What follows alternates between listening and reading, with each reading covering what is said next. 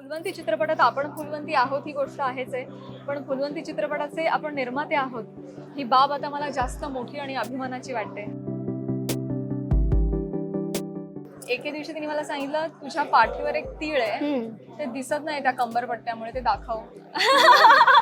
आणि मी गेल्या जन्मी खरंच काहीतरी खूप मोठं पुण्य केलं असणार की फुलवंती माझ्या पदरात पडली. तो दाखव, तू साडी थोडीशी अशी हे कर, कंबरपट्टा वर घे, मग तो तीळ दिसेल, लोकांचं प्रेम येईल त्याच्यावर. तर अशाच्या गोष्टी असतात ना की मादकता पाहिजे आणि की थोडं तिचा वॉक सुडवल पाहिजे. अशा बाईपणातल्या ज्या गोष्टी आहेत त्या तिने मला फार त्याच्यामध्ये सहाय्य केलं. मला हे माहिती की मी कलाकार म्हणून मरणार आहे, तोपर्यंत मी कलाक्षेत्रात काम करणार आणि तोपर्यंत मी बहुतेक सगळ्याच बाजू हाताळून बघणार आहे. फुलवंतीनी प्राजक्ताला काय दिलं? ऐक, दुनियादारी शिकवली मला.